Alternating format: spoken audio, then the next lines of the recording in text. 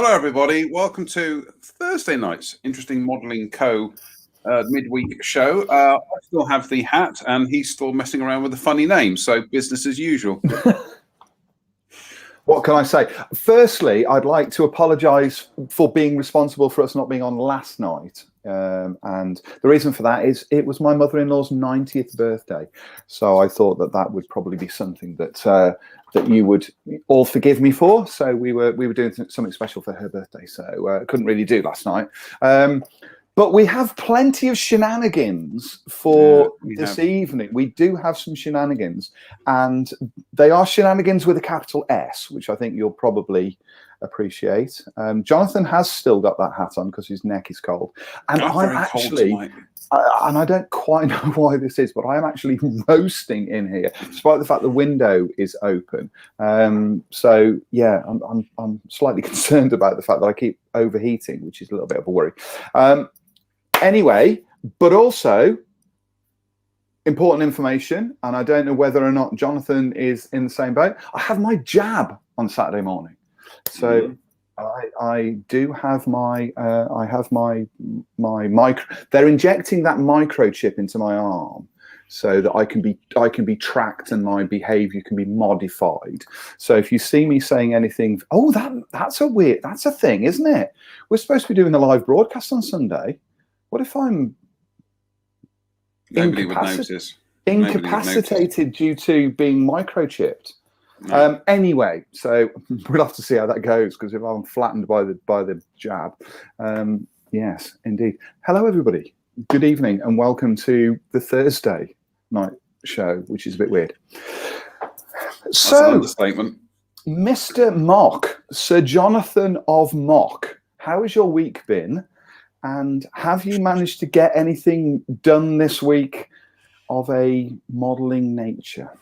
Yes, this week has been testing, I think is a very good way of putting it. But you know what? That doesn't sound good. That sounds like this could go sideways very quickly. Literally have got to the stage now where I am contemplating actually eating people.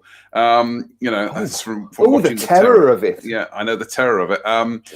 Not because I'm hungry. It's just, it's just a way of kind of like getting a bit of peace and quiet, But no. Obviously, that's a joke. Okay. I did. I'm a vegetarian, for goodness sake. So I did. Hang on a minute. Hold on a second. So you are precluded from eating people because you're vegetarian, not because you're opposed to the idea of eating people. Yes. I'm sorry. Isn't that a little bit upside down? Shouldn't you not want to eat people first? Should we move on from this whole unsavory topic? Wow. Before we start losing kind of like viewers and because supporters. Right. I did actually manage to get. I'm that close to finishing the Panzer IV now. I have, as always, I have massively overcomplicated the way I was finishing it, to the point that I can now see how I could have achieved the same effects in 3 steps less. So it's still good. It's still a learning curve, and there are things I managed to do on this one that some things I don't like, but there are some effects that I managed to do on this one that I like. But I know next time I'm going to be shortening the process. What I don't like is still be working on the kind of the weathering process on the model after about 4 days, because I start to feel I'm grinding it into the ground now. I like to have distinct phases that are literally kind of one shot and that's it, and then I move on to the next phase. So I'm frightful of the fact that I might be overworking it, and but we're getting progress. I'm liking how it's looking, and I'm liking how it's giving me ideas for how I'm going to do the next things. So I would put out some photographs, but I'm going to wait until the whole thing's finished and then do it. So you, on the other hand, have completed a model. I have. I've completed the Lancaster B2, and there it is. Very finally. Nice. Yes, so that's my version of the Airfix Lancaster B2. which, as anybody that's sort of been following this page for the last week will know that this was a very rushed job, because I stuffed up the previous model and I was left with a bit of a hole that I'd promised I would fill, and so I decided that at the very last minute to do this. So this took me a week, almost door to door, really.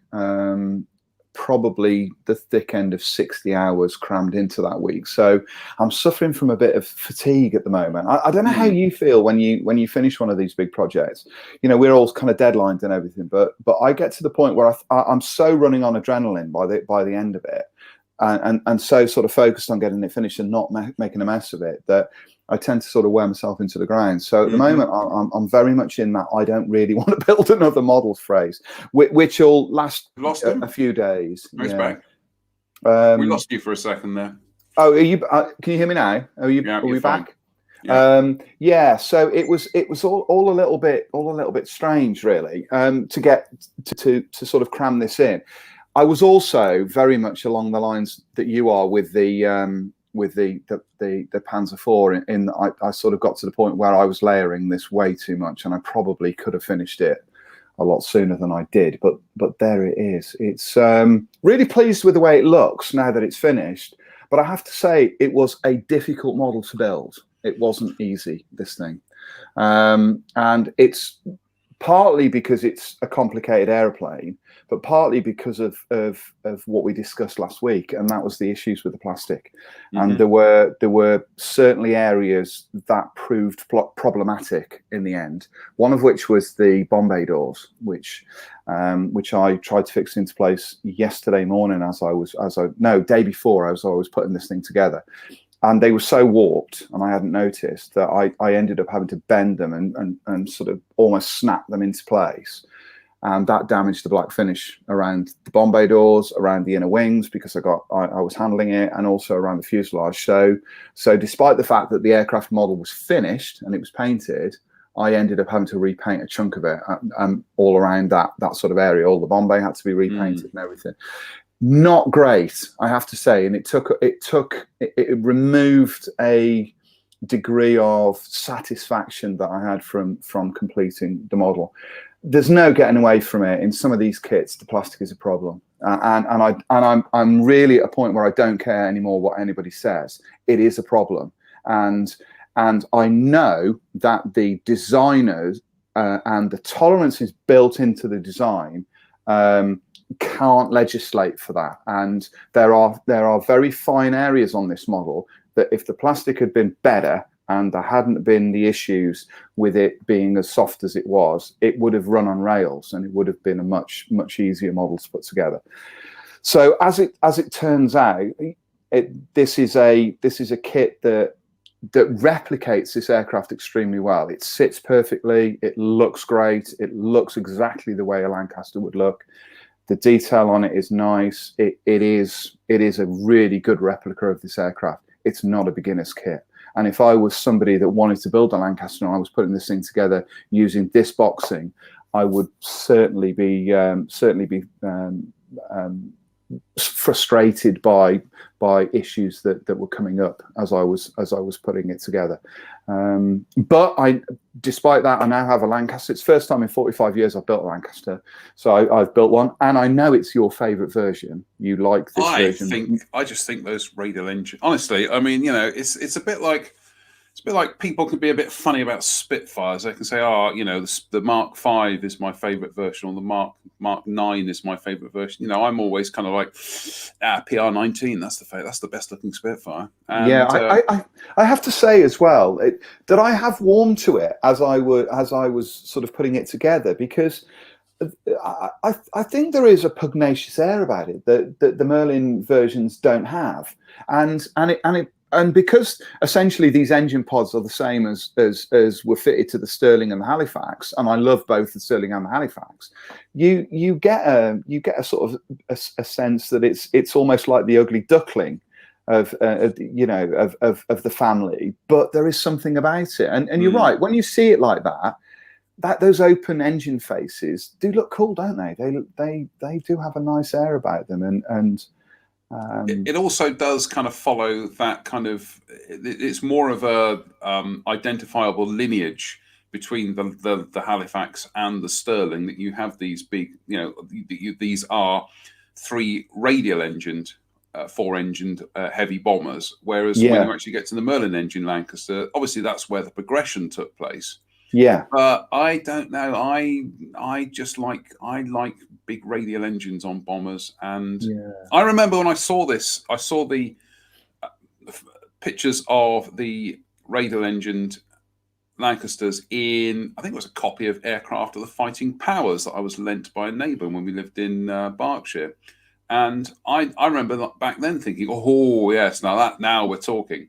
And like I say, perhaps it's because it is the slightly different thing. Because the flip side of this is I actually quite like Merlin engine bow fighters, even though it does break that kind of Bristol homogeny of having, the airframe and the engines being made by the same manufacturer. But and I guess when you look at this, what was good enough for the bow fighter was good enough for the Lancaster. It was the powerful thing. Of course, when you're sort of reading into Lancasters, chances are this aircraft, as it was with the radial engines, had that been its wartime configuration, a number of the things that the Lancaster became famous for wouldn't have been possible with radial engines. It wouldn't have been able to carry a 22,000-pound bomb with radial engines. It was only that it had uprated Merlin engines that it was able to do those things. So it in the history of what the Lancaster could do, then it would only have gone so far. So having a developmental engine like the Merlin, in the same way, I guess, that the Merlin was developed for the fighters to allow supercharged versions to be carried by Mustangs, for instance, and allowed it to fly faster and higher and at longer range. That was it. But I do like this.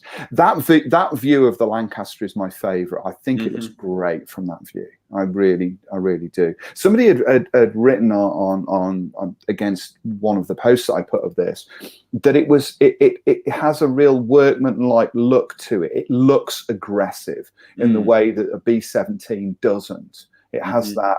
It's like a brawler, isn't it? It's the big guy in the pub that nobody tackles. The Lancaster has that sort of feel about it.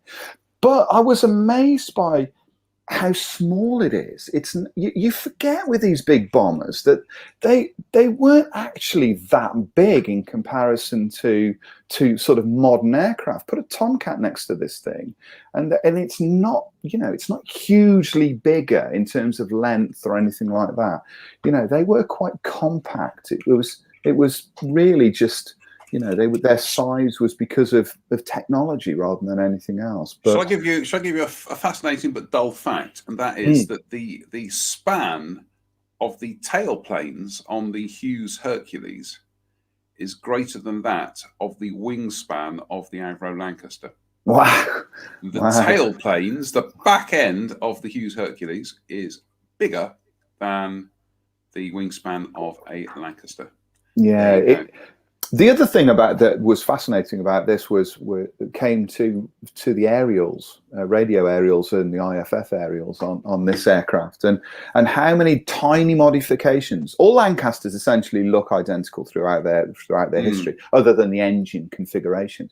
They very much weren't identical at all. There was lots of subtle differences all the way through their careers to take into account new technology as it was loaded into the aircraft in terms of in terms of IFF, in terms of radio fits and all of that kind of thing. And there are all subtle little changes all over it, and they do get to a point where they catch you out. But I was helped a great deal by Richard Alexander, formerly of Wingnut Wings, who has written a very good book on the Lancaster and is about to write a book on the B2 version.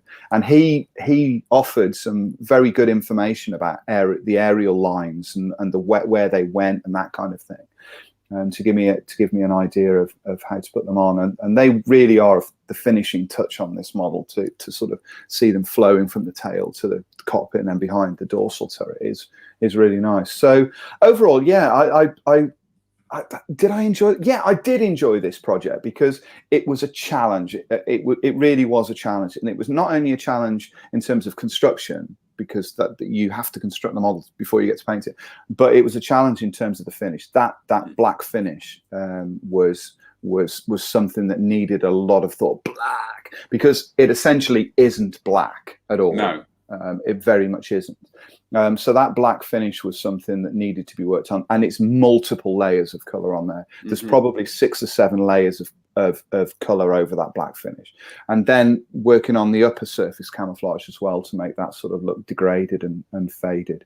But now that it's done, I also as well like the stickers. I thought the stickers were really good in this, and they fitted really, really well. I appreciate that I'm preaching to the choir, but they were, and I think you mentioned a couple of weeks ago when I said that I thought that the color scheme was really boring, and that's one of the reasons why I hadn't done bombers.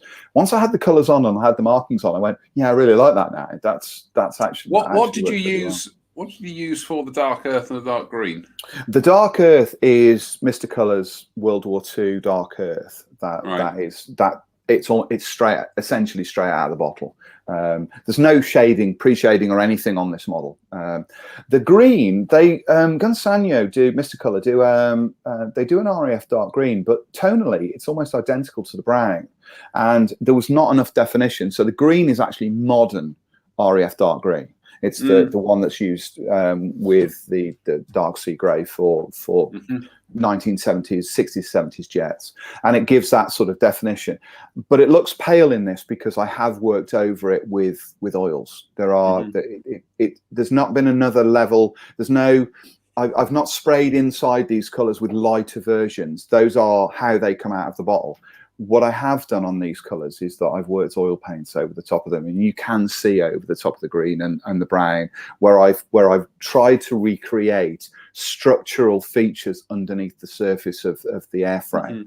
So I've sort of put in where I put rivet lines onto this. I've then bulked out that plastic detail with painted work over the top, and I've been doing that for quite a while now.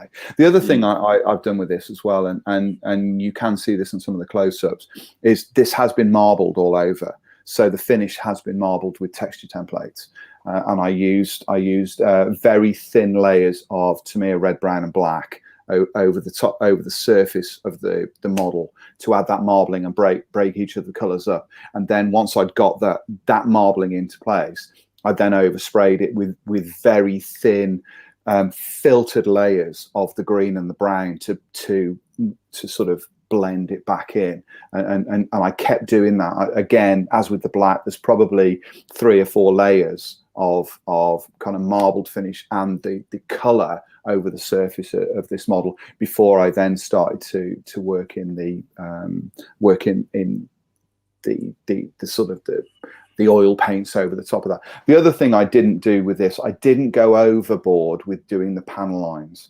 I tried not to do that. I picked certain panel lines out inside the wing roots and that kind of thing. I didn't want those to be too definite, but I wanted them to show up around the engines and that kind of thing.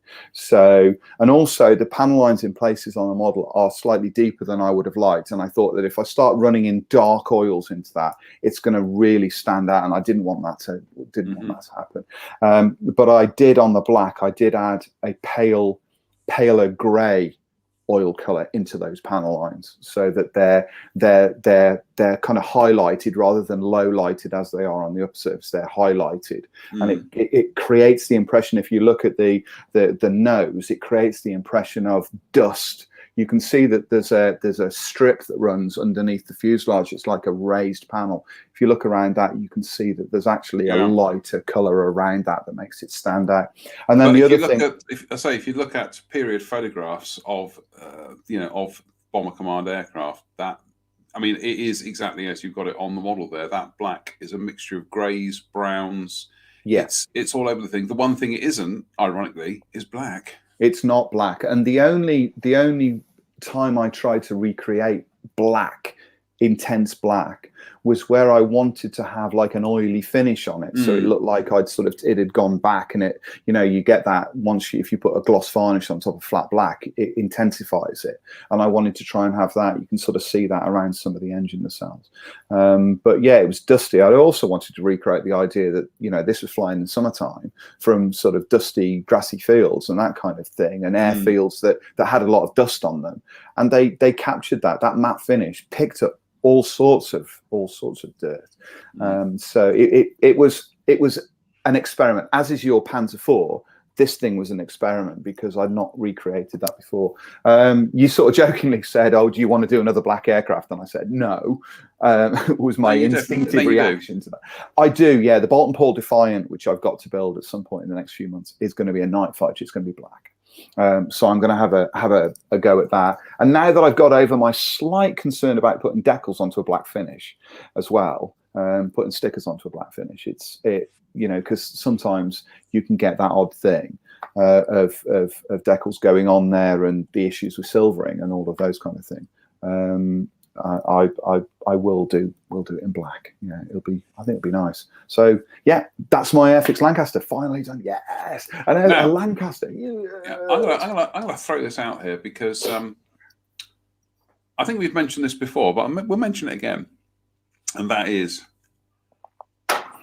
I actually think a 72nd scale kit of a Manchester, would sell, because it still has that Lancaster kind of family lineage to it. It still has that provenance, but just sufficiently different, just sufficiently. Again, as a kid, remember when I saw Aircraft of the Fighting Powers, and I was just like, a twin-engine Lancaster, you know. But I think there's nothing out there. Okay, there are some. I think probably Mac 2 one or somebody. Yeah, but there's nothing out there, and I honestly think that you know, when you look at how Airfix has developed the range of aircraft recently, that they've done Lancasters, they've done Whitleys, Wellingtons, Shackletons. I actually think Manchester would yeah, I think I think Blackbird, Glenn Ashley, isn't he doing a Manchester conversion, I think, at some point? So, but I agree with you. Has there ever been a mainstream Manchester kit? No.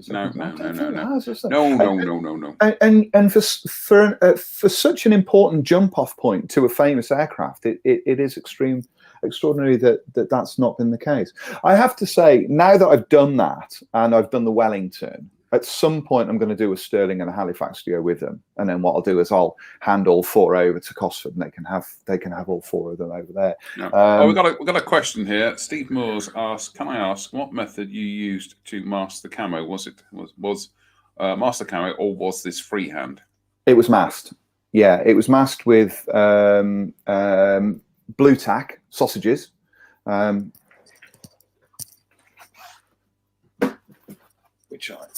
So blue tack, and then I basically just roll it into little sausages, that sort of thickness, and then define the edges of the camouflage, and then fill in where needs be with masking tape. So you infill it with masking tape. But I've also started doing what Ian Ogilvy does. He puts this stuff on and defines all the lines, and then he just sprays underneath it and around it, and he doesn't mask the rest of it. And I found actually I can do that now, so that's kind of cool as well. You don't need to put the additional masking on, but that's it. So little bits of blue tack like that, and then you basically just create the shapes that you need on the surface of the model. And then where you don't want to paint, you just have, I tend to cut masking tape into centimetre cubes and then run it around the top of the tape, and then just spray over the top. I don't do what Drew does. Drew has a different approach to this, in that he masks the entire model and then blats over paint over the top of it and does it in one pass. And he is super successful at doing that. Really, he is really good at it. But what I tend to do now is I mask an individual pattern and then move on to the next one. So I will mask off the wing tips on either side, spray those, and then I'll mask off an inner pattern, spray that, and then I'll move on. I don't do it in one go. I do it in little blocks, and that way I find I can control it better. If I could do it the way that Drew does it and get consistent edges all the way around the model, I would do it that way, but I can't. So that's how I do it. It's all done with this. And then this is like a blob of blue tack that I've had now for, God, I must have had this for 2 years, and I just keep recycling it. It's actually filled with paint. I just keep recycling it and doing it that way. So that's how I do it. If it's a sharp edge, and say the Vulcan, which will be due out soon, and it's got that sharp edge camouflage, I have used with success, to me, as white flexible tape to do that as well, which is very good. You can get that to bend around all sorts of curves, and I've used that. Or you can blow up the instructions to the scale that you want and cut out big pieces of masking and do it like that with paper or tape. Or you can spray it freehand. Or you can do what those of us living in the 21st century do, which is get masks cut out on your silhouette cutter. Yes, which involves technology that as I have explained many times on here, I have no interest in. I would rather. Matt Whiting says Manchester, big expensive mold for potentially limited subject, can't reuse any of the Lancaster molds. So yeah. So it was just blue sky thinking, as they say, blue sky thinking. We're not prepared to. I'm sorry, Matthew, but we're not prepared to accept that as a reason not to have a kid. Yeah, I mean, it makes kind of sense, really. It is one of those subjects that is sufficiently niche, despite its. I think there are quite a number of colour schemes you can slap on a Manchester, but yeah, I can see the point. It's yeah. Let's move on. The other thing before we move on from Lancasters as well, I did find I have to say I really like the idea of doing one of the post-war maritime reconnaissance ones. They look really cool, don't they? French ones? No, the British ones. The British ones flew out from up where Dave Fleming is from, aren't they? From up in Scotland. Cornwall, yeah, that way. Before we move on to our discussion point tonight, can I need to discuss some things that we've been sent, if that's all right? Yes, carry on there. Well, you've been sent. I've got absolutely nothing here. You might be being sent at least one of them. So I'm just going to check the football scores now. So just hold your horses. Well, we're not playing, so it doesn't matter. That's all right. Froome Model Centre, you may recall, had sent us a couple of fine moulds Phantoms. They've now sent us this. Okay, so these are the seat straps, as you can see, that go with the ejection seats that are in the Phantom, but also Crusader seats as well, F4 and F8. Seats, as can be seen. These are extraordinarily delicate. Anybody that's not seen these are seat straps that are molded in plastic. Now, is it polystyrene or is it like an ABS type plastic? I don't know yet, John, to be honest, because I haven't started gluing them together, but I will do at some point, and I'll let you know. There they are. So you get individual straps for 4 seats in this, which is great because I've got 2 jets to build. And if I show you the back of the box, you can see how complex these are. So they will need a degree of skill to get them off the sprues without breaking them. So I am hoping that they will be relatively tough, but I think they'll be kind of cool to use. So we thank thank you, Froome, for that. They are priced at $12.99. I've noticed on the box, which I think for 4 sets of straps, I think is good value for money, and will kind of add to the kit. Along with those from Froome, and thank you, Froome, for sending those. That's brilliant. I've also ordered a couple of things as well, and they've arrived, and they are these. Anybody who wants to build fine molds, Phantoms. First one being these are designed for the Kai. So these are F4EJ Kai masks for the canopies, but the canopies are identical across both aircraft. So don't be fooled into thinking that you can't use these because you can. The other thing that I've ordered, and that was before Froome had sent, I ordered 2 sets of these. This is these are again for the Kai. So they are specific. These are etched parts for that version, and the reason they're specific is the cockpit's different on the Kai compared to a standard EJ. So I ordered these in order to get some seat straps and everything. So the plan is going to be, if Froome are watching this or they do catch up, both of these models will be built. One will be built using what's in the box plus these seat straps.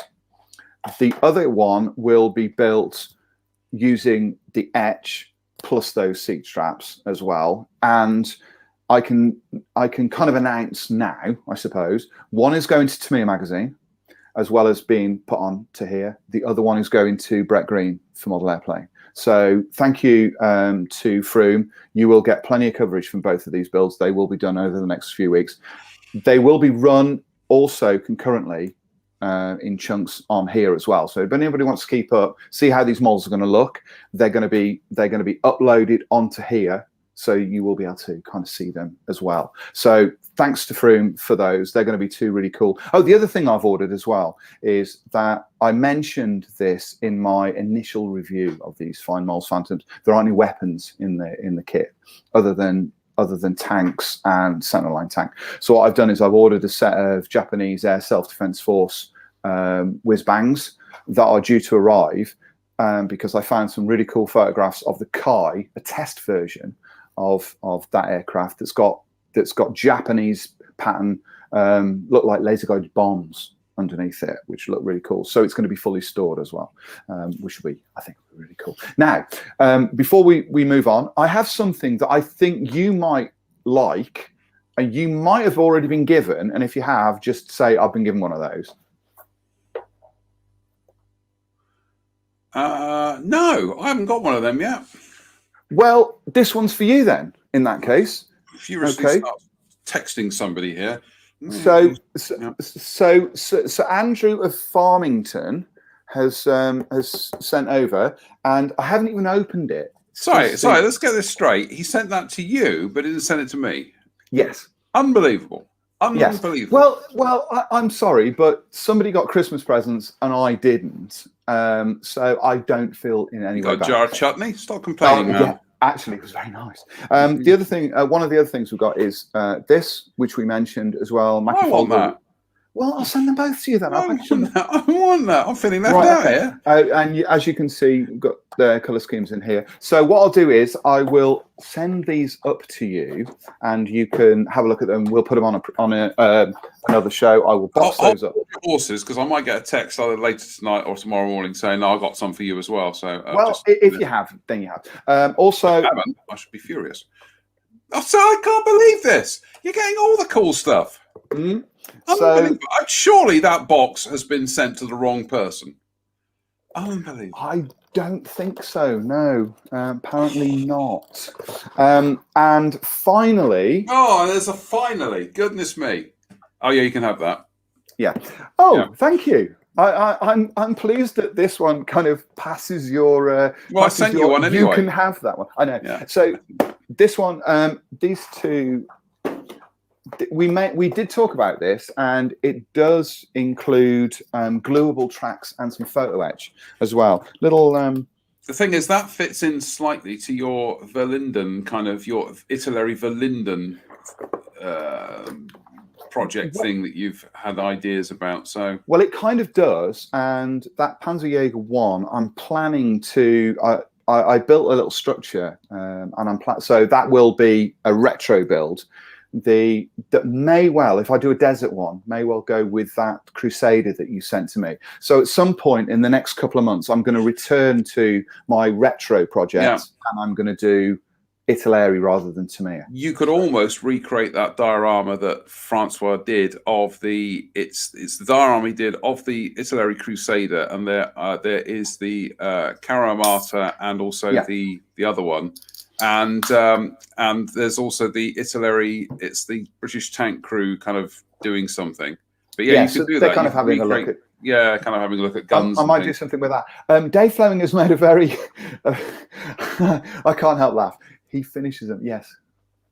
Yeah, we're doing that, Dave. Don't worry. Yeah. So thank you to Andy for sending those up. We'll take a look, give them a go. I'll box these up, John, so that you can have those to give it up. I'm giving up the hobby now. I'm just unbelievable to play with. Unbelievable. So I think that pretty much covers all of our news for this evening. So shall we move on to what we are here to discuss? We are going to do this. This will probably end up being a kind of like an occasional long-running / tedious thing that we're going to be doing, which is every now and then picking out some of our favourite model moments from cinema and television. Because quite frankly, we could just keep picking things and talking about models in models in the cinema, models on the small screen, which I think to some extent is something when you're a kid and you're watching things like Thunderbirds and UFO and all the Jerry Anderson things, you are sucked into the fact that they're using miniatures, they're using physical objects to create these things, and you want to kind of recreate, or you want to build something similar. And I think that some of the things we've chosen tonight, they are clips that we got clips, people. Probably get a takedown notice afterwards. We'll be fine. It's fair use. They're clips from films, and we'll talk about them a bit more. But I certainly think that that models in cinema, which are starting to become a little bit of a forgotten technology these days. Although there are directors who still use them. Christopher Nolan is a good example, and of course, we've been talking about how the new Star Wars television series, The Mandalorian, they went back to use a model for the Firecrest, Razor Crest rather, because they said it just had that look that they still can't do with CG. So we've got some stuff we'll talk about tonight, and we've got clips and things and yada yada yada. So shall we start off with? Let's start off with one of your favourite clips, one of your favourite films for models. And we spoke about it on Sunday, but I think it's worth repeating for those who missed it. And it is, of course, Aliens. We did talk about this on Sunday. I'll just repeat sort of what I said. Aliens is packed full of models. There are models everywhere in it. Directed by James Cameron's who is known for using miniatures. He is sorry to interrupt, but he got his first big break only like 5 years previously, 6 years previously, because he was invited to be a modeler / visual effects artist on the Roger Corman film Battle Beyond the Stars. Yeah. He ended up doing a lot of the model effects in that film. So yes. A film I seem to remember quite enjoying as a kid. It's a Magnificent Seven in space. So yeah, I quite enjoyed that. From the Sulaco, which is the Marines transport ship, all the way through to the drop ship, LV-426, the main reactor in that, all models. Everything is models. Most of the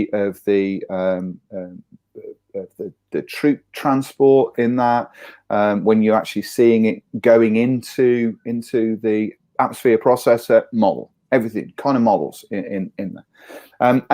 And the great thing about the film is they mix a lot of model work with kind of live action sets, and it looks seamless in when you're kind of looking at it.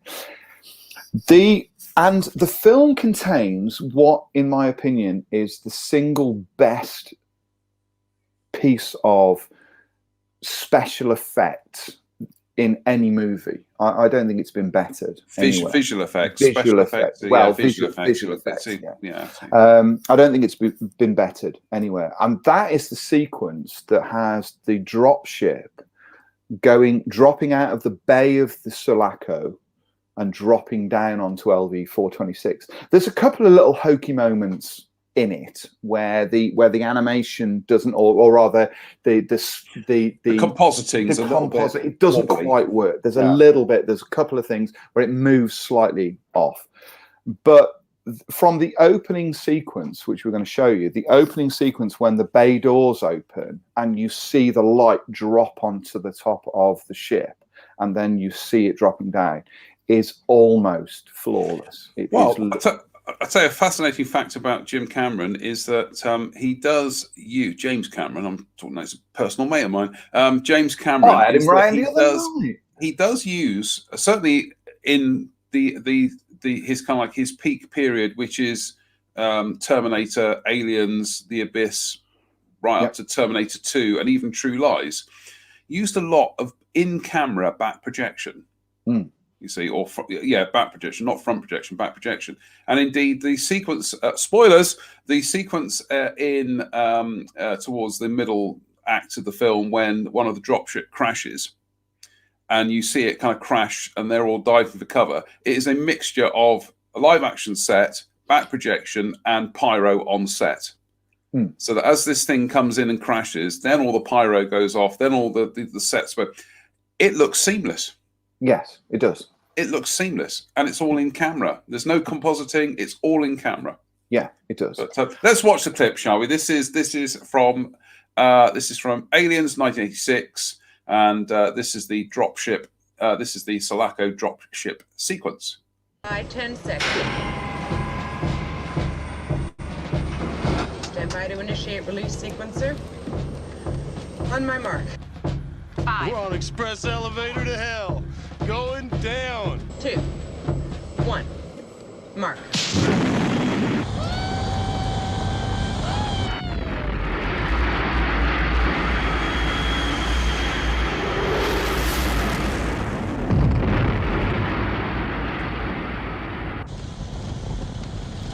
Switch to DCS ranging.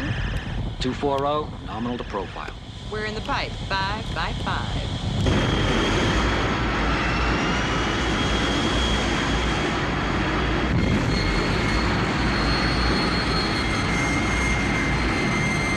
Picking up some hull ionization. Got it. Rough air ahead. We're in for some chop.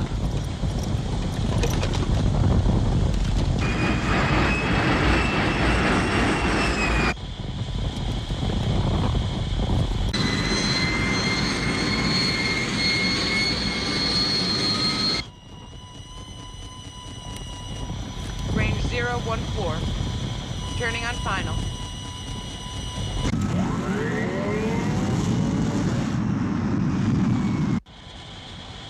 Coming around for a 709er. Terminal guidance locked in. Where's the damn beacon? Oh, I see it.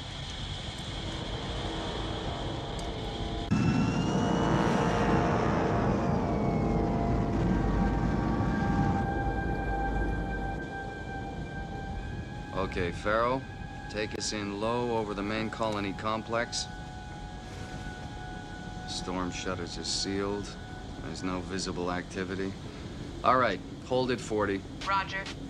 Give me a slow circle of the complex.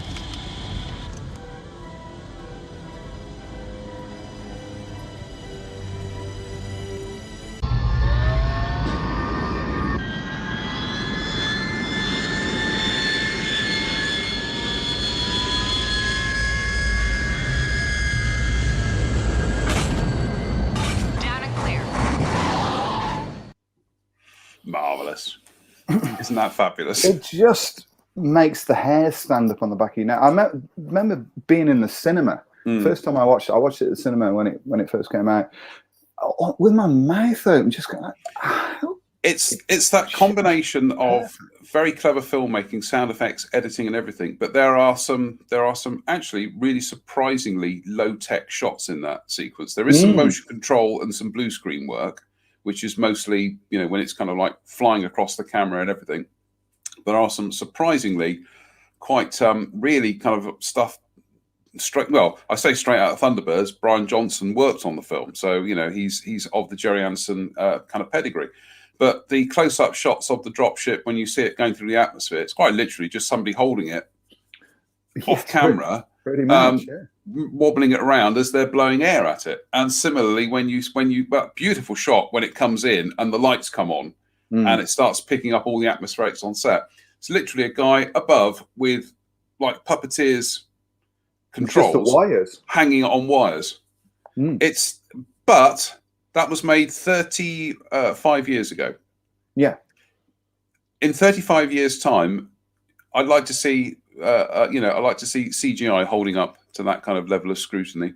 I think as well, we need to, and this is why we're talking about this, we need to talk about these models in terms of the ability of the model makers to create things that are believable. And not only functional. Not only is the dropship a fabulous design, I prefer it when it's all tucked in. I don't really like it as much when it's got everything out.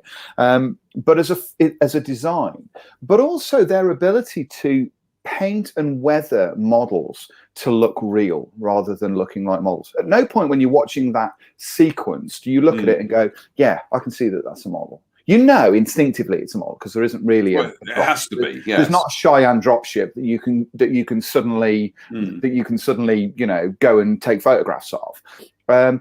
So you do know that it's a model, but you're so tricked by the intelligence of the model makers and the weathering. And then when it swoops in and it comes over the top of the processing plant and over the top of the outbuildings, and you see the little lights flickering. There's one bit in that way which is just brilliant because you can see, because it's raining, you can see like an almost as it pans round. There's a light on one of the buildings.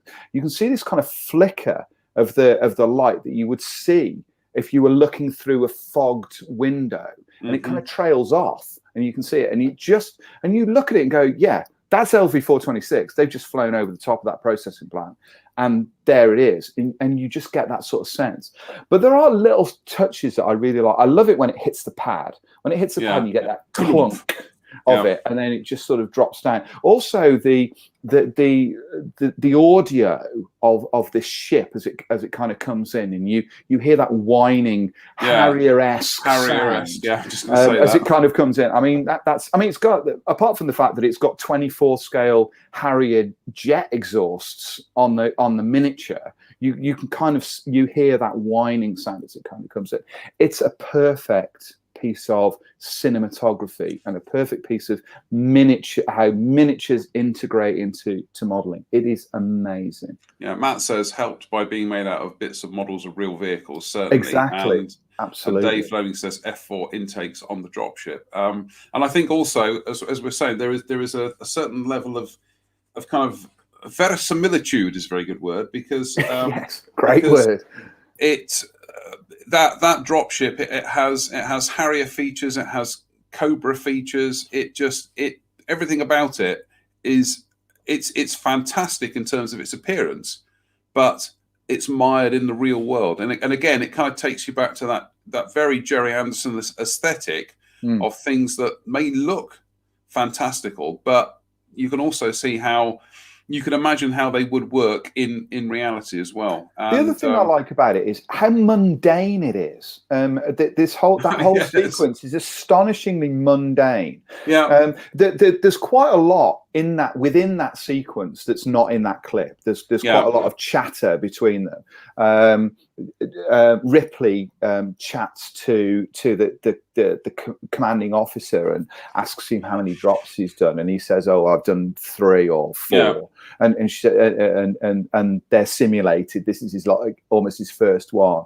And then there's the great sequence in that where Hudson starts going on about what he's packing and all the weapons he's packing, and basically he's just trying to impress Ripley, who's just basically thinks he's an idiot. I had to edit out a lot of swears, ladies and gentlemen. There's an awful lot of swears in there. In fact, I would say the reason why Aliens originally picked up an 18 certificate is it's mostly the swears, because actually it's not.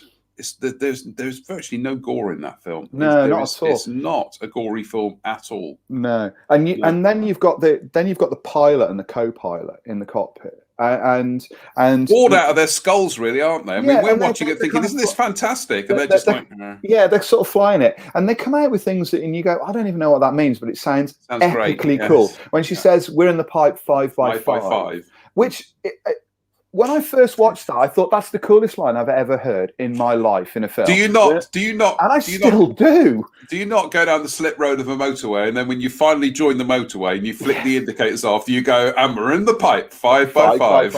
Yeah, and you know, and they go on about hull ionization. He sort of says, "Oh, we've got a little bit of hull ionization and everything," and she just goes, "Yeah, got it." And it's got it. And that's what I love about it. It is incredibly mundane. The sequence is believable because it's so almost so boring. Who is it falls asleep? Well, Hicks falls asleep, doesn't he? Yeah, Hicks and she and the captain and no, the commanding officer, the big guy says, "Somebody wake up Hicks." Yeah, you know, because he's slumped over it because he's fallen asleep. Yeah, it's kind of cool. But yeah, it's so mundane, and that's why I love it as much as I do. The ship is phenomenal, but everything makes you believe that they've just dropped out of space. Yeah. You know, and they're going. It is my favorite of any film I've ever seen, and I can't see that changing. So that's my favorite. Well, I say we'll have to talk about this another time, because we haven't even gone as far as talking about all the refinery shots, and we certainly haven't gone as far as talking about the use of models and miniatures for the epic Power Loader Queen Alien fight at the end, which we're just going to have to talk about another time when we can get the clips, because that mixes models and full-size props, and you can't see the join. No, you absolutely you can't see the join. And again, we mentioned this off camera. There's an incredibly mundane line in that which sort of matches "I'm in the pipe 5 by 5." When Ripley has sort of shown everybody that she can use the loader, and she sort of picks up a box and turns round and says, "Where do you want it?" And he just basically bites on his cigar, laughs, giggles to himself, and just says, "Bay 12, please."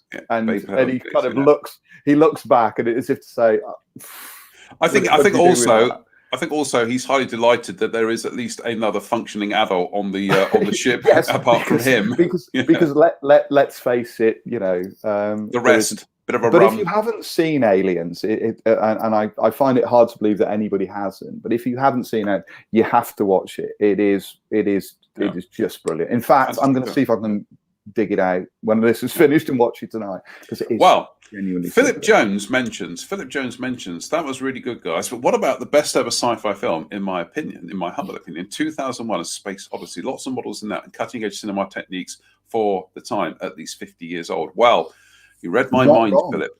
You read my mind, Philip, because there are so many clips that I could choose from 2001, which I think is one of the greatest science fiction films of all time. Drew Manton of This Parish says not as good as the sum of its parts, or something like that. I can't remember. I was bundling him out of the house for insulting my favourite science fiction film of all time. I'm not having any of that in this house, exactly. But slight disagreement on that film. We agree about other things, but not that. But yes, there are so many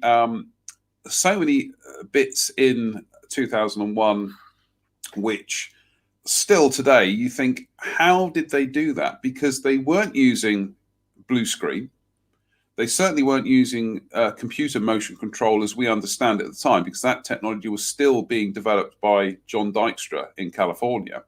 What they did use very basic kind of stepping motors and things to get very smooth shots. So rather, what they didn't do was hang models on wires in front of a backdrop with holes punched through it to get star effects, you see. None of that was that. They were doing composites, but they were doing composites by shooting the elements and then literally frame by frame rotoscoping the stars out so that they wouldn't bleed through onto the models, you see. This was Stanley Kubrick. If they said, well, Stanley, we can do it, but it's going to cost X amount of money and it's going to take months to do this, Kubrick was just, that's the way we do it then. You see, it was just, there was no second best. It was going to be perfect, or it wasn't going to be in the film. There are some shots where you look and you think, it does look like they've used a photo cutout on an animation stand, just as a convenience. But for the most part, most of it is miniatures. Now, the clip I'm going to show you now is one of the most influential visual effects shots you're ever likely to see, for the simple reason that effectively it just gets ripped off in Star Wars. So here we go, 2001, A Space Odyssey.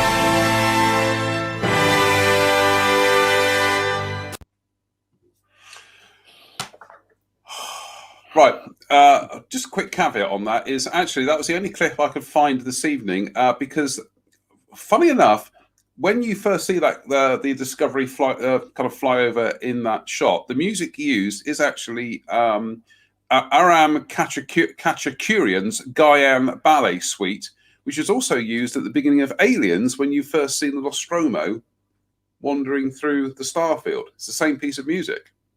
Oh, really? I didn't know that. Yeah, exactly. But there's an interesting link. There's an interesting little thing. But yeah, in terms of lighting, that looks like they shot that in outer space.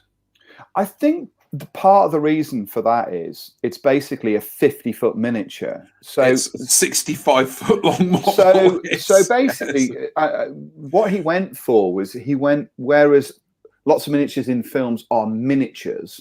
Yeah. Razor Crest, for instance, in The Mandalorian, I think is 24 inches. Yeah, it's small. Yeah, it's only a couple of feet.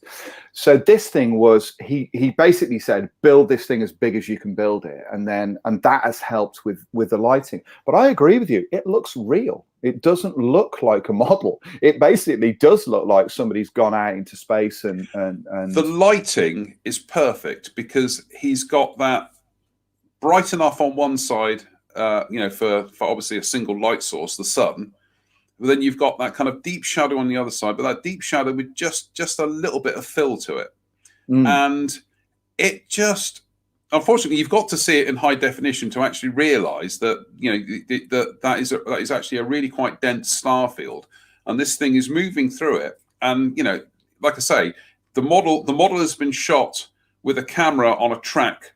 So the camera is doing the moving and the model is stationary. The model is shot against black velvet. Then they've gone in with the star field and they've matched the movement. I don't know how they've done it because they didn't have computers, but they matched the movement. So as the camera is kind of tracking down as the ship is moving overhead, the star field is moving in proportion to it. But those are two separate elements that were shot entirely apart. And then, like I say, it's rotoscoped to block out the stars so that they don't bleed through the ship. But the lighting is perfect. And also, that's the Star Destroyer from the opening of Star Wars, isn't it? It's just that big, long shot. Also, although it doesn't have the degree of greeblies that Star Wars ships have. It has a lot of surface detail. It took the idea of smooth ships that you would have had in sort of previous films, Buck Rogers and all of those kind of things, and the genius of it was that they created a ship that was believable because it had surface features that hadn't been seen elsewhere, not really been seen in. When you look at Star Trek, the Enterprise is still quite a smooth shape. This thing had lots of things. It was a believable structure of a miniature, and that's kind of that then led on to films that came quite a lot later than that, but gave an aesthetic that other films used and ran with. Star Wars in particular. Well, you kind of go from that to silent running. Yes. which was that was Doug Trumbull again, who did all the visual effects on 2001. Then from that you go to Space 1999, which in itself massively influenced Star Wars, because George Lucas originally wanted Brian Johnson to handle the visual effects for Star Wars, but he was too busy doing on other projects. And indeed, the original design for the Millennium Falcon had to be scrapped because everybody said it looks like an Eagle transporter. Yeah, and that eventually became the Tantive 4, which is the rebel ship you see at the beginning of Star Wars. Yeah, and in actual fact, the Martin Bauer, when he as a 17-year-old or however old he was, applied to build some models. He offered a model to Jerry Anderson and said, "Oh, I've built this model. I'd love to get into this." And they said, "Oh, bring something along." He built a model that was like 5 feet long or something, and he'd made it out of cardboard tubing, and it had got little plastic parts on and everything. He based it on the Discovery from 2001, and that model appeared. It was a battle cruiser, he called it. It got the ball at the front end, and then a long, slim kind of fuselage, and the antennae. The antenna, the whole thing. It was essentially his version of the Discovery, and that's what got him the job, building virtually all of the guest ships, not the Eagles, but all of the guest ships from Space 1999 through its two series runs. It was based on that, and that's how influential it was. But it is apart from take away what it looks like on screen, the sheer ability of those model makers to create that model that big, to have it in the to have it and be able to film it and everything. And then when the film was finished, watch their masterpieces be destroyed on the orders of Stanley Kubrick, who ordered that all of the miniatures that had appeared in 2001 be destroyed and got rid of. He didn't want to ever see them appear in anything else, even in part. And there's a photograph of the under construction space station that appears in 2001. There's a picture of that, and it is so upsetting to look at it. In somebody's garden, it's just covered in weeds. Somebody had found where it was, and it had basically been thrown out. It's a huge metal structure, and he just said, "No, get rid of it. I don't want to see." There is another photograph. There is another photograph out there, and it is of some of the modelers detailing the engine section of the Discovery, and they there's about four of them on this huge. Oh, it is massive thing, you see, which you realize when you see the size of that and realize that was the back end of the model. It then gives you an idea of how big that model was. Sadly, there are very few photographs that survive showing the full-size Discovery model. But in this photograph, they are there applying greeblies, and in the background you can see cartons with Airfix written on them. Yes, indeed, where they detail. It is no exaggeration to say that the back end of that Discovery model is the size of my car.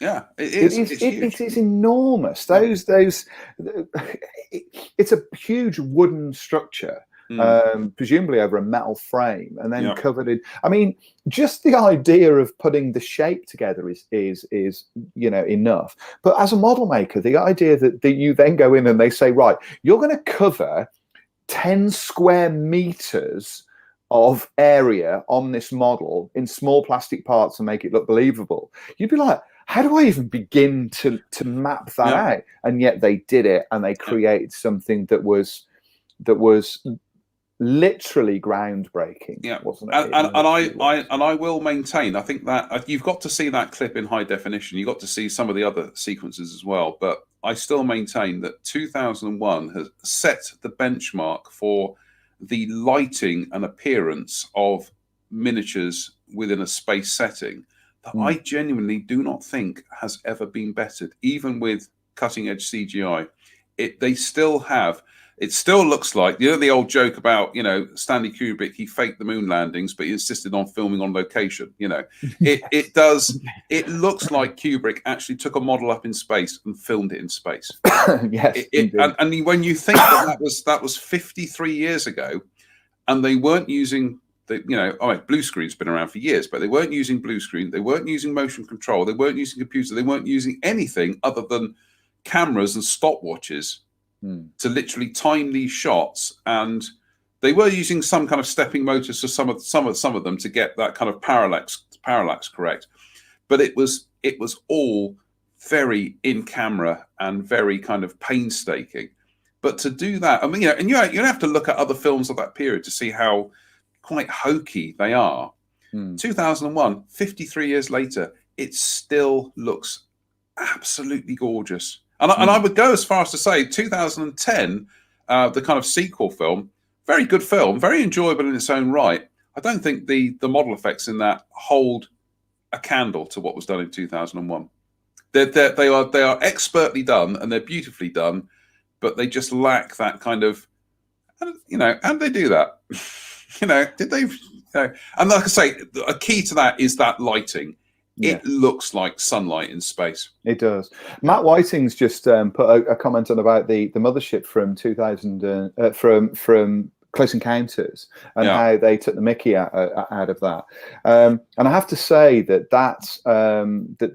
I've seen that modle. That model is in the swear there. It doesn't matter. That model is in the Oswald Hazy Museum in Washington, where Enola Gay is. It's actually in a glass display case.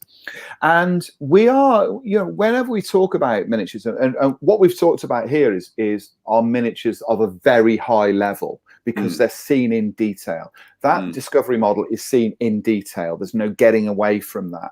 Whereas the mothership that's in Close Encounters isn't really. It's kind of like a background thing that you see in the round.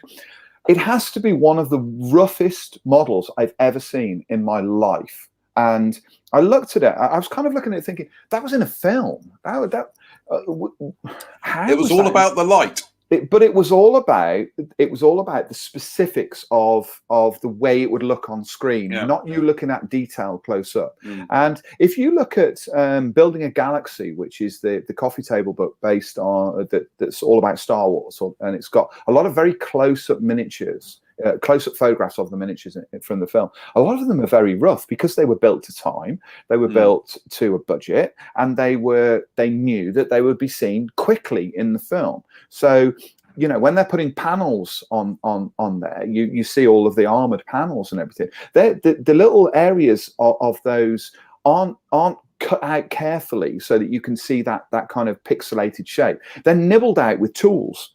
With one of those, whatever they're called, leather cutting tools. And they just nibble them out along the edge and then glue them on. There's no sanding. They need to work quickly on those. So not all miniatures that appear in films are perfect. And this leads me on to I guess the next part of this conversation leading up to 9 o'clock. And that's that a lot of model makers now are turning to science fiction miniatures as part and parcel of their stock hobby. Even model makers who build armor or build aircraft, who do figures and everything like that, are using that genre jump to create something a little bit different. But what the model makers are doing is that they're creating miniatures of miniatures that are far better than the originals, because obviously we're looking at them closely, we're dealing with them closely, and we are creating miniatures.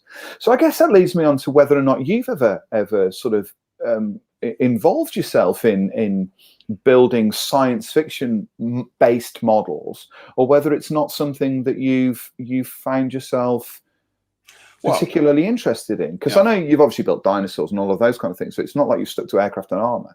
But have you involved yourself in that? I have, and in fact, we'll talk about another one in a minute because we've got another clip lined up in a second. But I did build when I was just trying to get the timeline right here. When I was about 10, 12, I did build what I thought was the Airfix Eagle transporter, actually the Airfix kit, as indeed the Airfix Hawk ship from Space 1999. Neither of them. I built them as kids. I built the Airfix Angel Interceptor. I did build the boxing of the AMT Starship Enterprise, which we'll talk about in a moment. And and a few other things. But I think one of the formative things was when I was about when I was about 13, and my mum bought me a cine camera. Hello, mum. Because I was massively wanting to get into kind of filmmaking and things. And me and some friends, we were convinced we were going to win. Do you remember Screen Test? They had the Young Filmmaker of the Year award, right? We were convinced we were going to win it one year because we looked at what was being done and we thought it's all rubbish. We're gonna knock the arrogance of youth. The arrogance of youth. And we did this film, this kind of short film, and we incorporated, shall we say, some very actually quite complex visual effects shots in it, including we were waiting for it to snow, and it didn't snow that winter. So in the end, we had to create a snowscape, literally like a piece of plywood with polyfill of snow on it. We had this vehicle that we built, and then I got my friend Sam to stand 300 feet away, and we took it down the beach, so we had like a clear horizon. And then he had to kind of like look like he just walked out from this vehicle that was parked in the snow, you see. So we were using forced perspective to create these shots, you see. I always remember one of the things that we ended up doing up on the shed roof here was we had some of those kind of super quick cardboard buildings. Remember them, the model railway things? And we set up a little thing on the roof, and we'd lined them up so that they almost kind of merged with the houses behind at the end of the garden, you see. And then when you look through the camera, you couldn't see that these were model buildings and those were real buildings. These cows are small, those cows are far away.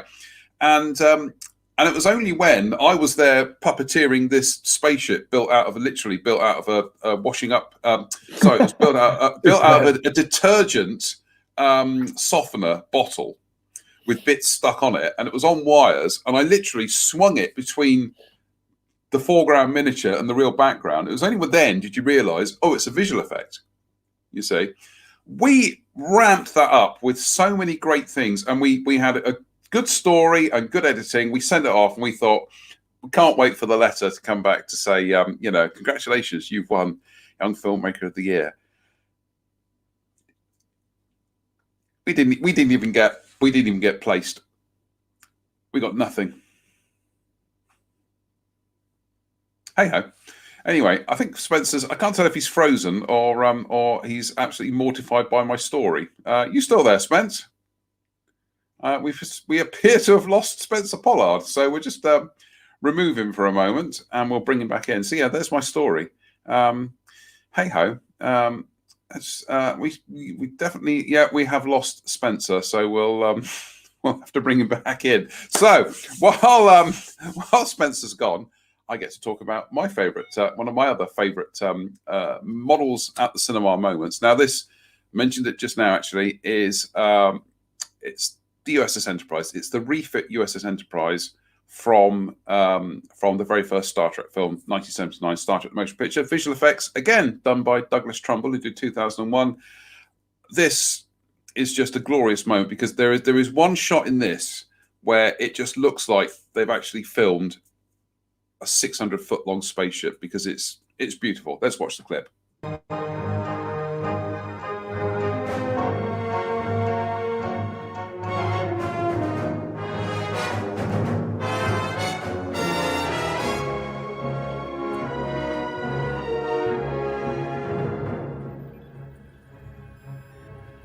Thrusters ahead, Mr. Sir.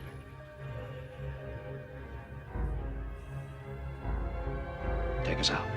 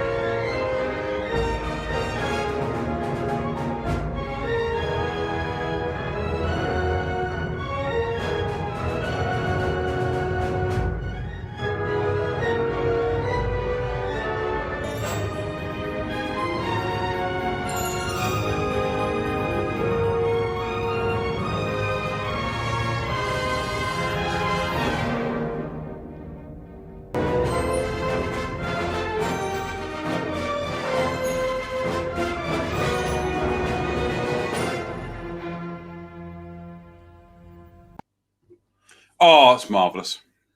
You're back. I think your internet went down or something. It does. It's been sort of going on and off all day. So I'm actually amazed that I managed to last an hour and 20 minutes before it decided to crash. Yeah, that was a clip from Star Trek: The Motion Picture 1979. Again, visual effects by Douglas Trumbull. Now, funny enough, Spencer mentioned that this was one of the aesthetics they definitely wanted to get away with when they were planning the motion picture, was that they didn't want to have the look of the look of Star Trek was very different to the look of Star Wars. And they said that we are going to maintain that in this film. We're not going to have spaceships full of greeblies. Everything has to have that look. So, of course, you've got the Enterprise. What can you do with the Enterprise? Because it is, okay, they've redesigned it, but it's essentially, it's a hot rod in space. It's this beautifully smooth ship. What they did with the model, and this was the second iteration, they originally had the model that was going to be used for the scrapped Phase 2 television series, which looks almost identical, but they scrapped that model and built a new one, a bigger one. But what sells the scale on that model is the incredible Aztecing paintwork they did on it, with these pearlescent panels and different reflectivity, and it just looks absolutely beautiful. It looks absolutely stunning. And even what we now, 42 years later, after the release of that film, it still looks gorgeous. It still looks absolutely stunning. You watch the recent kind of reboot Trek films, or even the shows like Discovery and Picard, and it all just looks so dated. It just looks, the CGI just looks so kind of. But I love that. I think it's the best looking Enterprise ever. You could argue that the film is actually just one big long visual effects showreel, because there's no plot or story. It's just like reaction, my God, look at that. And then it's just like visual effects, visual effects, visual effects. And then McCoy walks on the bridge, McCoy walks off the bridge, visual effects, visual effects. But one of my favorite model sequences, in fact, the clip that I could have shown is actually when Kirk does the fly round with Scotty, because it's the first time he's seen the Enterprise in years. Actually, very good acting by William Shatner in that sequence. But it does go on for about 6 minutes. It is a love letter to the Enterprise. And it's excessive, but it's gloriously excessive. And it's just lots and lots and lots of shots of this model. I love it. It's actually my favorite Trek film these days. I have to say, I'm not the biggest Star Trek fan, although I have, I've watched most of the films, I think I've watched, but I didn't really watch the original Star Trek at all. I think I've probably watched a couple of episodes maybe. But I agree with you, that sequence is fabulous, isn't it? It really is. Like I say, there is that one shot. I'm just going to see if I can. There it is. That is just. Let's just cue it up a bit more. No, we lost it. That honestly just looks like it's a. It looks like it's like a 600-foot long spaceship. So done with a snorkel camera, so it's very kind of elongated, kind of visual, very elongated perspectives and things or whatever. But I have to say though, I do prefer spaceships to look like they're boxes of buckets of bolts. Space. I do, but you've got to look at that when you find the original photographs of that model, that Aztec paint finish on it. It's. Let me say, if you thought painting an Airfix Lancaster was, a challenge, you try recreating that Aztec finish. That I know modelers who have built models, Enterprise models, and it has been months of work creating. Yeah, it's just endless, isn't it? I've seen close-up photographs of it, and it is. They are endless. These things, because, like you say, you've got nothing else to work with. You've got basically a plate. You try making a ceramic plate look like a spaceship, you've got to work hard at it. But the other thing is where you said about the mothership and Close Encounters was essentially it was built for a purpose, but it wasn't built to be admired in person. When you actually see that Enterprise model, because it still exists today, that was built to a spec beyond the screen. Yeah, absolutely. And again, we will, because we're sort of running out of time now, really. But we will discuss this further. But for me, the single most important and influential model was the Eagle. Yeah, I've got one here. The Eagle. Yeah. And the first time I saw that was on, was it called Clapperboard? What was it called? Yeah, Clapperboard with Chris Kelly. Clapperboard, Chris Kelly. And they had a program about this upcoming new TV program from Jerry Anderson. And they showed some photographs of or some footage of them building the Eagles, the 44-inch Eagle. Yeah. And I still think it's one of the coolest models ever to appear. It's also the most impractical, I think, in terms of the design. It doesn't really make a lot of sense, but there's no two ways about it. It is super cool as a miniature. And there it is. It just looks great. And even today, what would that be? God, thick end of 45 years on. It still looks fabulous. 47 years. And then 47 years. That's the one I think that's the one I've got. Yeah, I think that's the one I've got. And I remember going to an exhibition and seeing the 44-inch Eagle for the first time, and my mind being blown by how amazing it looks. It just is sensational. But that, again, they were built and painted to a much higher specification than was actually seen on television at the time, and that is one of the things. They really were. Yeah, that's one of the things that you've still got. My Blu-ray actually of Space 1999. I lent it to you. I have it. Yeah, it's actually here as we speak. One of the things that stunned me when I got my Blu-ray player and I got my huge kind of television was it was one of the things I wanted to catch up on again. I was really amazed how well production-wise it held up on a big screen in unflattering Blu-ray high definition. It was the most expensive television show ever made at the time, anywhere in the world, because everything was made to movie standards, even though it was going to be on a television screen that big. And so 74? So we're talking about 47 years later. The fashions are a bit naff, but actually the technology and the model work still looks fabulous. And Series 2 is still dreadful, isn't it? It's dreadful. It is. Yes, it is. Yeah, the models in it are good. I think the models. I would actually argue the models look great. Yeah, I'd actually argue the visual effects in Series 2 are actually better than Series 1, but it's just awful, just awful. Terrible. Awful. So we hope that you've kind of enjoyed our little. Sorry, one more clip. Okay. We'll try and keep it brief. We got 5 minutes because we're going to cut off at 9 o'clock. You're probably all thinking, well, that's good. We've had an evening about JM talking about models in the cinema, models on the television, and we've managed to stay away from Japan. No, you haven't. You really haven't, Resse. Now this, to me, is not what you're thinking, actually, because this is, for me, still the high watermark of combining models, miniatures.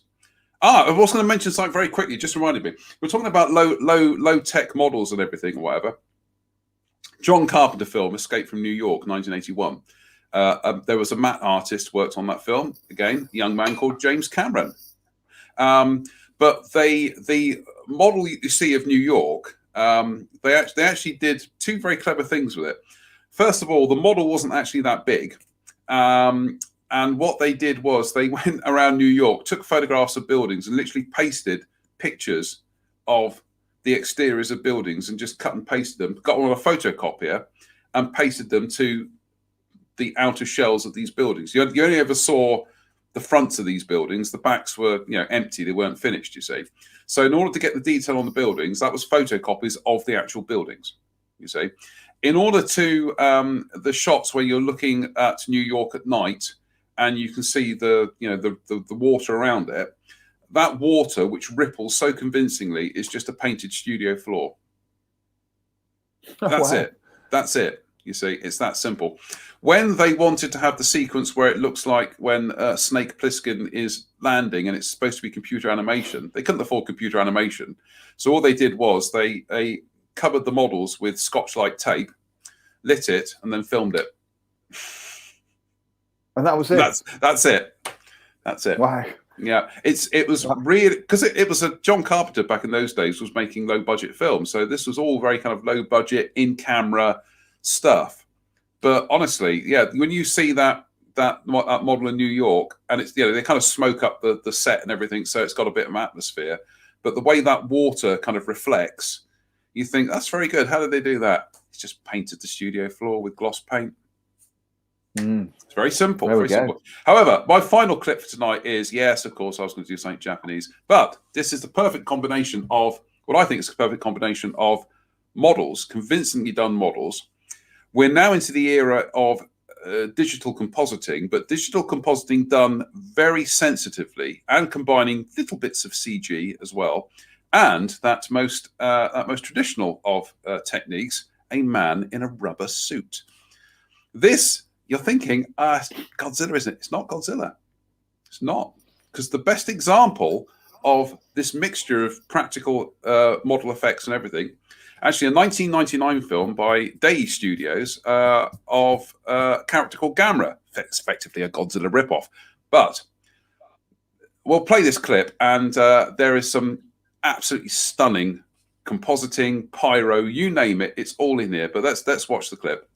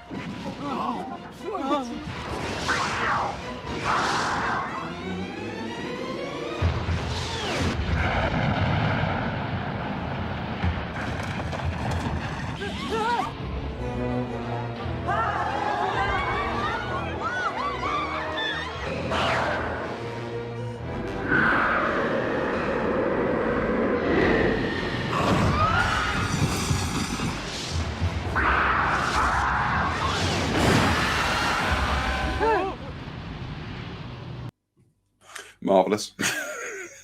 That's a lot of dead people, isn't it? It's a extraordinarily fairly grim, violent.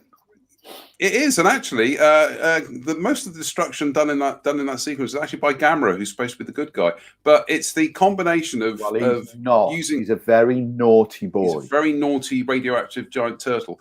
But it's just the combination of models and the pyro is brilliant. The pyro is just utterly fantastic. Little bits of CGI, just needing where the models can't do what is needed. But it's a bit like Independence Day. The model effects in Independence Day, which we could talk about another time, still look fabulous.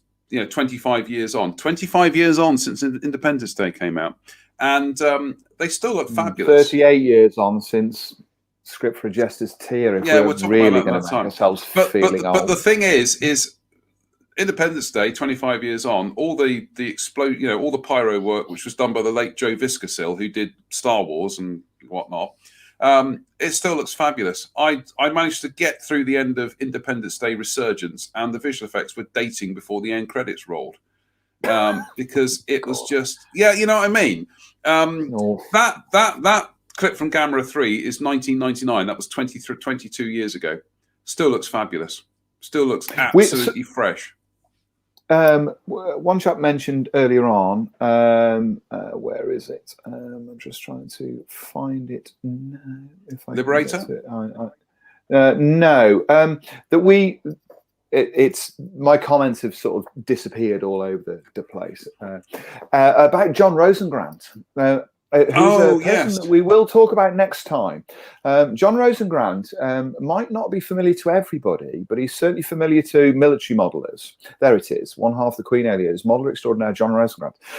Because John Rosengrant is extraordinarily famous in Hollywood as for his special effects work, and has worked on masses of blockbusters. He's very well known. He's not only well known for that, he's also well known as being one of the world's very best military modelers. and he has created over the years some of the finest dioramas you will see anywhere, and also as a sculptor for miniatures that have been released. I think both under his own name and under the banners of other modeling companies, including a very famous self-portrait of himself in the cupola of a Sherman that he did in, I think, might be 1/10. It's certainly I don't think it's 1/16. It's 1/10, but it's actually a self-portrait. And if anybody has seen this model and has seen a picture of John Rosengrant, they are literally identical. He also he became well known for the first time to me when he entered one of the big American figure shows, when he'd done a bust that must have been something like 1/6 of Arnold Schwarzenegger in Terminator 2, and he had it, the bust was of Schwarzenegger with all of his face taken away, showing the endoskeleton underneath his skin.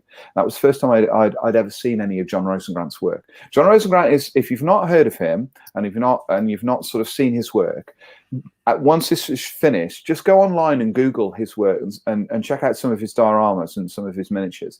Very, very talented guy. I mean, super talented guy, but also by all accounts, super nice as well. I think I've possibly been within his orbit without actually meeting him, because I'm pretty sure that he was at a couple of the American figure shows I went to at the sort of turn of the century, but I don't think I've ever spoken to him face to face. But apparently a very nice guy. He would be somebody that would be fabulous if we could get him on. And well, I was just he is a military modeler in every bit as much as he is a guy who works in films. And I seem to recall seeing a clip of something recently where he was in the background working on that. So yeah, check him out, John Rosengrant, isn't it? Yeah, I'd say we and certainly, you know, we both know people who have worked on big films and have worked at ILM. Indeed, Sir Roy Sutherland.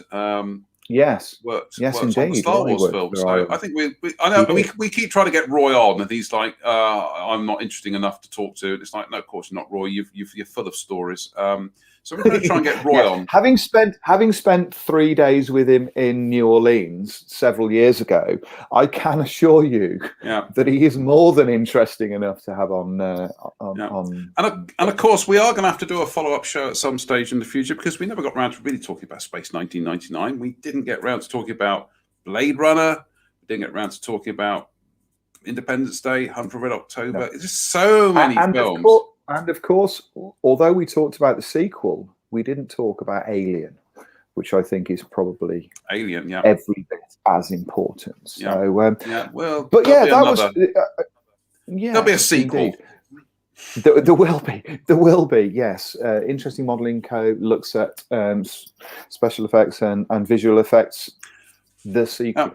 So thanks everybody for joining us tonight. I hope you've enjoyed it. It's different to what we usually do, but I think, as you can tell, we, you know, even as seasoned model makers, we still just get excited about models in films.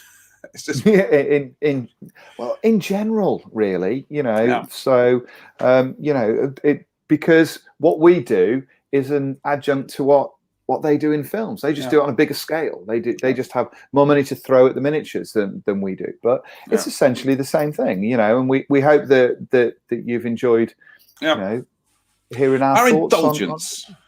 Our indulgence. Our indulgence tonight. And of course, I didn't get to ask you. I didn't get to ask you about your sci-fi models. So we will cover that in another program. Indeed. And so, all being well, and I'm saying that in almost its literal sense, we will see you on Sunday for our news roundup. If I'm not feeling great, somebody else might be stepping in to my berth. But all being well, we will see you on Sunday. We have some things to talk about, including a certain OV10 Bronco that has been announced by ICM. So we'll take a little peek at that. So thanks everybody for joining us tonight. It has been a real pleasure. Thanks, John, for sorting out all of the clips and other bits and bobs. I'm now going off to find a copy of Aliens to watch before I go to bed. I'm actually going to play catch up and watch another episode of Blake 7 because we didn't talk about Blake 7 either. We didn't even talk about Blake 7. Yeah, exactly. We did not. We need to talk about Serverland, don't we? No, we need to talk about the Liberator. Let's stay on target. Stay on target. So on that note, we'll see you all on Sunday, or at least hopefully we will see you all on Sunday. As ever, stay safe, stay out of trouble, and it's good night from me. And it's good night from him. Good night, everybody. Good night.